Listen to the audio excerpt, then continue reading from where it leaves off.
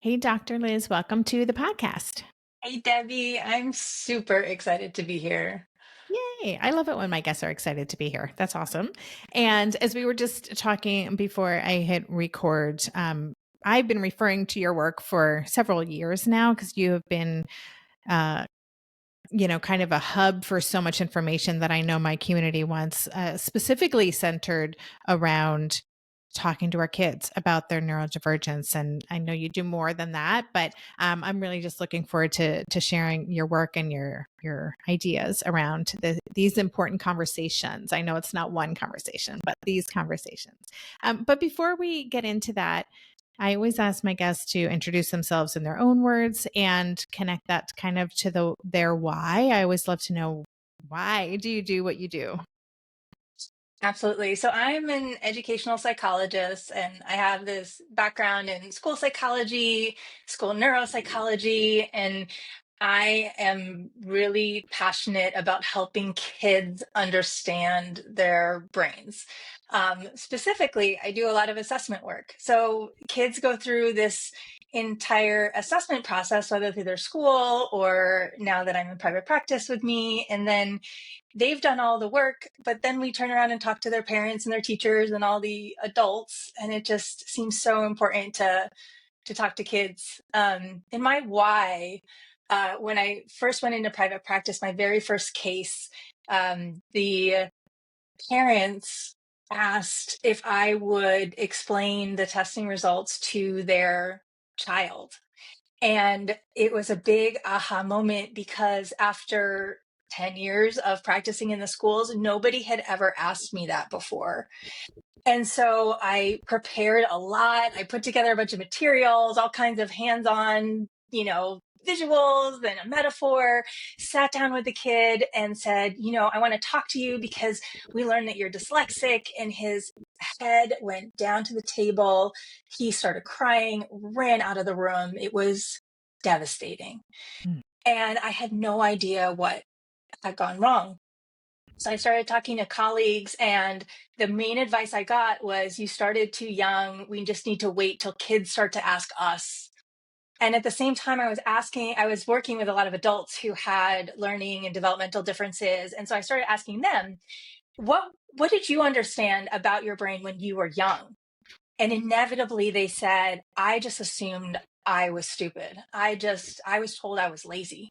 And it just heartbreaking story after heartbreaking story about what that narrative was, but it was clear that they had started to create that narrative really, really young. And so it wasn't an option for me to wait. I realized that we have this opportunity to really start helping kids create this empowered and positive narrative around how their brain works from a very young age, and that we could avoid all of those years of thinking these negative and harmful thoughts if we started the conversation, if we figured out, if we cracked the nut on how to have this conversation really early, continue it throughout their development so that the narrative is positive and helpful. Mm. So that's my why. That kid is my why. Mm. And how long ago was that?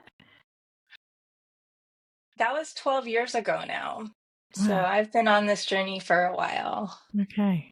That's great. I love that you shared that story. And of course, my brain has gone in a whole other direction. And just imagining being that child who gets that understanding from a very young age, like how much trauma it can prevent, how much Yes. um, self-esteem it can maintain, or self-worth, and all of those things. So this is such important stuff that we're talking about. And just to clarify, even to talk about specific ages, you're talking, I mean, you said very young, at a very young age. Is it ever too young to have these conversations?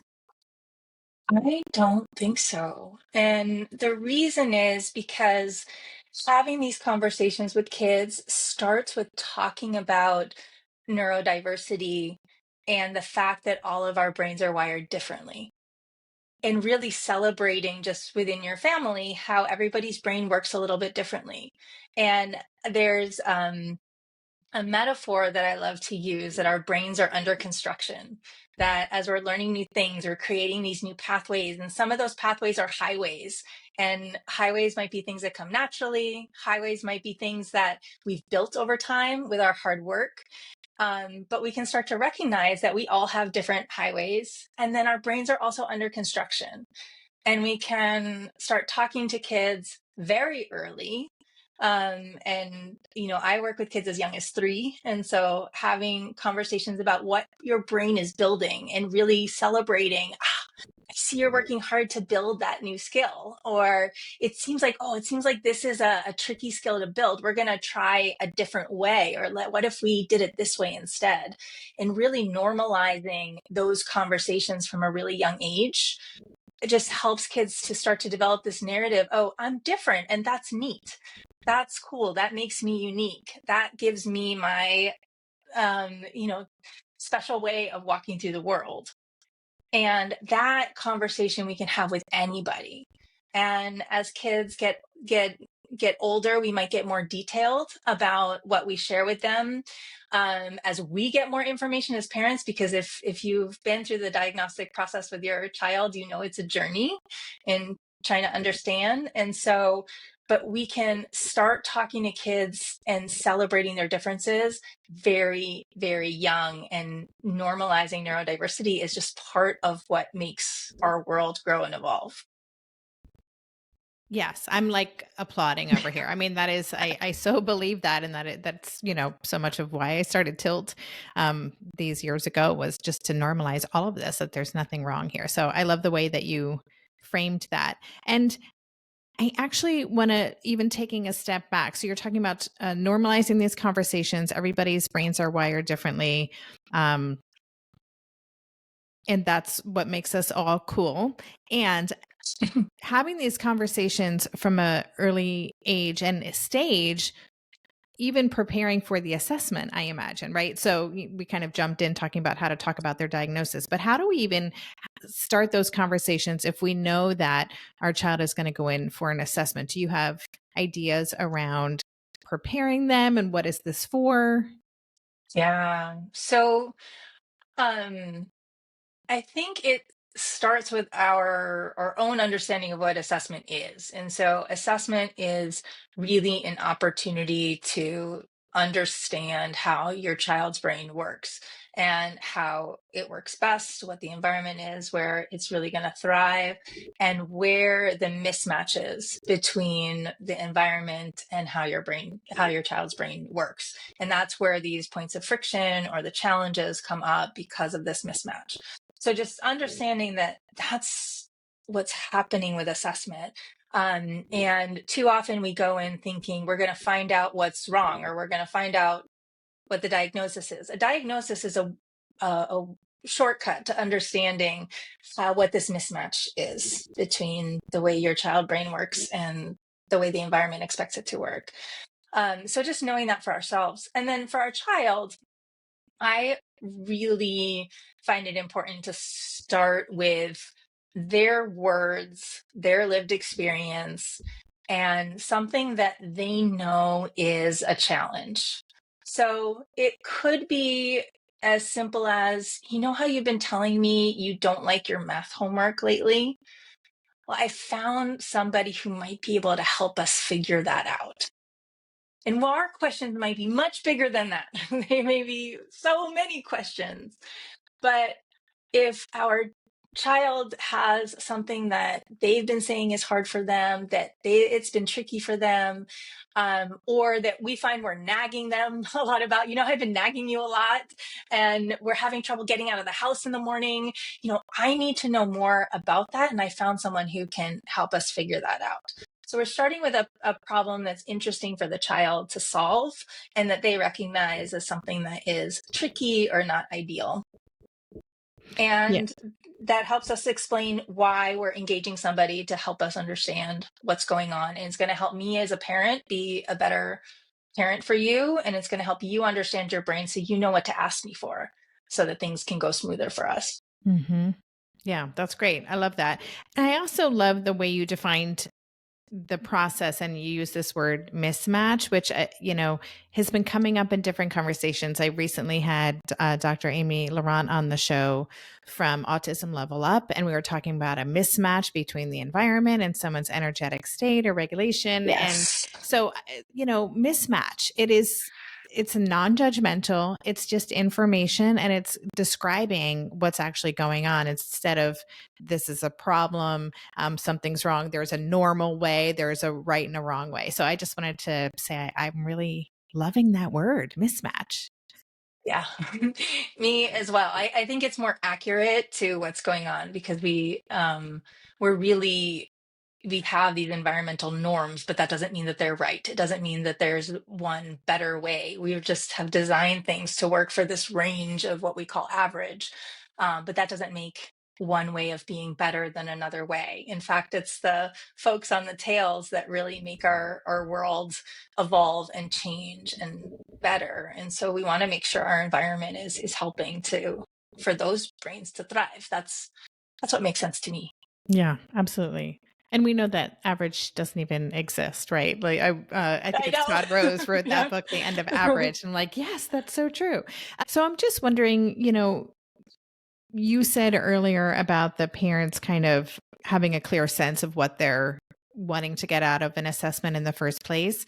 And, some of what I talk about here, and I'm curious to know if this is also part of how you support parents or prepare them, is kind of doing our own work to uncover internalized ableism we might have, or just ideas that we might have about neurodivergence that we need to pay attention to before we go down this path. Yeah, it's really interesting you asked that because I've been talking to practitioners a lot recently about how we introduce assessment and what our intake interview looks like with parents, recognizing that our culture is full of very deficit based understandings of ADHD, of autism, of learning disabilities, mental health challenges. Like we have um, we use a medical model, which means we're going from this framework of something is wrong and we need to fix it. But what we're learning about brains is that it's not a wrong and fix it question, it's that mismatch that we were talking about. And so I think that as a parent, we get messages that there's something wrong, and you go into assessment because there's a problem. There's something that is really really tricky about your experience, and you want things to be easier for your child. I mean, that's why we're going in for the assessment. And so I think that it's a real conversation, and it's our responsibility as practitioners to really help parents to shift from there's a problem we need to fix to my child's brain might work differently, and we're here to discover what that is so that I can change the way that I approach things as a parent, so that I can give advice to teachers and other people who work with my child to do things a little bit differently, and so that I can support my child in building skills they might need to navigate this world. But we're balancing it from environmental, like how we're going to change the environment and how adults can do things differently, and then how we're going to support the child to learn what they need to learn to interact with the world. So I think that going into the assessment process, really listening to podcasts like yours, and looking for neurodiversity affirming sources. And I think that's a term that people have different levels of familiarity with, but really understanding what we mean by neurodiversity as opposed to a deficit understanding of a diagnosis can really help shift your lens. And then my hope is that the practitioner you're working with is going to help that conversation in your initial interview to start really looking at that we're trying to find that mismatch, uh, to turn the assessment process into a discovery process in that vein. So I don't even know if I can phrase this question properly, but as you're sharing that, I'm like, yeah, this is what every parent needs and deserves when they are realizing there's something going on with my child. They're not thriving in certain environments. There's a mismatch. I want more information. And it's so hard to know what you don't know. So if we don't know that neurodivergent affirming assessors exist, right? If our only experience is with the more medical model, pathologized language is all that we know, how do we I don't know if you have an answer. I'm just thinking, like, how do we make sure that parents who are just at the beginning of this know that this exists? It just feels like we need like this giant public relations campaign or something to draw attention to the fact that there's another way to do this that is strength based, that is isn't deficit based, that isn't pathologizing, but is really about, as you said, it's about a discovery process. hmm I think that knowing the questions to ask your assessor is really important, and um I would love, maybe out of this podcast, the next blog post that you see is a list of questions to ask your assessor, because I think it's really critical. And one of the main questions I would recommend that people ask in going into assessment is, what happens at the end? What will you be telling me at the end? Because if the answer is, I'll be telling you what your child's diagnosis is and it stops there, then the focus is not aligned with what we've been talking about.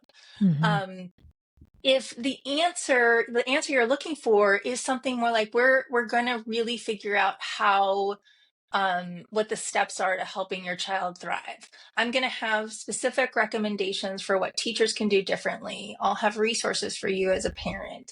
I'm going to have a plan for what's next. And that's what you're listening for, because the diagnosis is just, like I said before, it's a shortcut to understanding how your child's brain works. But even within a diagnosis, there's a ton of diversity. And so you're listening for a practitioner who really understands that nuance. Hmm. I think another thing that you can ask is, what will you tell my child? And if the practitioner is really thinking about the child's experience in that assessment, because that's going to tell you that they are listening for the child's lived experience, which is a key component to neurodiversity affirming assessment, and that they really are not just looking for the deficits, but they're really trying to bring out the strengths in the child. So that's Hmm. another question I think is really important. And then the um, the the the third question might sound something like, what is your understanding? If my concern, or one of the questions I have, is, does my child's profile fit ADHD? I might ask, what is your understanding of ADHD? And if a practitioner parrots back the criteria from our DSM manual, then I know that they have that very traditional deficit based understanding. If they can give me a more holistic understanding of the strengths and challenges that come with an ADHD profile, then I know that they're coming from that more affirming profile, and that they're really going to help me understand my child's strengths as well as the things that are challenging for them. Hmm. That's great. Those are great questions. And I love the second one, especially. What will you tell my child? I think that is such a great question. And also just like making sure that they see our kids as like creative, resourceful, and whole humans and not like, Yes. a problem, to be fixed or a puzzle to solve or, just a checklist to go through and tick things off boxes. So I really like that question. So, okay, what I'd love for you to do before we take our next break, would you introduce your framework for how to, so let's say we've gotten the assessment and now we have information that we want to share with our child, and you have a framework for how to have that conversation. And I don't know why I'm making that singular, because again, I know it's conversations. But would you walk us through your framework? Absolutely. So you're right. It is conversations. And so I think that thinking about how we introduce the vocabulary for starting to talk about things and to have a metaphor for continuing that conversation as specific things come up. Kids tend to be very concrete. And so having very real, right now examples can be really, really helpful. But we talked earlier about really paying attention to the child's lived experience and the things that they point out as tricky, frustrating, not ideal in some way or another. And we can start there. So you just did all of this work, and you know how you were telling me that this was tricky. Well, we learned why, and we learned some helpful information so it won't be as tricky anymore. So, for example, you know how you were telling me that math has been really frustrating this year. Well, all that work that you did with Dr. Liz helped me understand why it's been so tricky. Can I share what I learned? And that little question is, I'll actually highlight it because it's really important that we're about to talk about something that is vulnerable, and asking permission really just gives kids a little token to say, you're in control of this conversation and you get to say no or stop it. And because this is about you and this is your information. So out of respect and value for what we're talking about here, I'm going to ask your permission first. It also gets kids really curious, like, ooh, what is she going to tell me? And so it can really open the door to talk about the conversation. And then it sounds like, well, I learned that your brain is under construction. The way that it works is there's all these cells called neurons that are connecting to each other, and they build these little roads. And we learned that a lot of your roads you can think of as highways. And your highways are things that come easily to you, or the things that you've been working so hard to build that are so much easier now. And so I'm wondering if you can think of any, or can you tell me some that you know of? So for my child right now, it might be bike riding, and he is really excited about rollerblading, and so those might be some highways. And then I can share some things we learned from the assessment. So, from the assessment, we learned that you are super creative. Would you agree? And that you know a lot of words. It's something called vocabulary that you're really strong in. And I was really excited to hear that because I know how much you love stories and how much we read together. There's also some things that are under construction. So just like we see construction outside when they're building a new road, your brain is always building new roads. So we also learned that there's some things that are under construction. And for this highways, I like to share a lot of highways construction. I might share one or two things that we learned that are really relevant to the child. So it turns out the reason that math has been so hard is because this year, now that you're in third grade, math has a lot of steps to it. And one of the things we learned is that your brain is still building the roads to holding lots of steps in your mind at once. And so I think you might be frustrated because there's so many steps to math this year. Do you agree? So now we've taken the child's lived experience and we're explaining this complex concept called working memory, but in the child's words. Mm-hmm. So now we know your highways, we know your construction zones, and I can say, it turns out that you are not alone.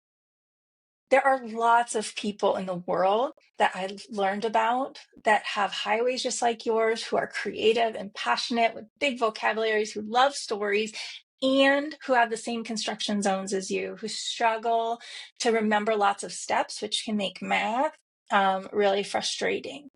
And we call these brains ADHD brains, or in this example, we call these brains ADHD brains. And ADHD means that your brain is built in a way that makes you creative and passionate, but it can make it really hard to remember lots of steps.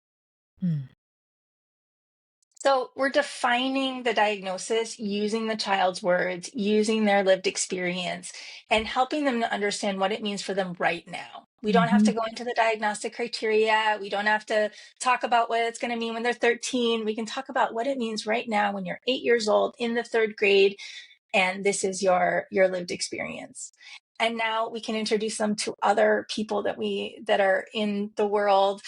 Simone Biles and Trevor Noah has been coming up a lot, and all these people who have a similar brain to our children and who have been really successful in the world because of, not in spite of, the way that their brain works differently. Mm.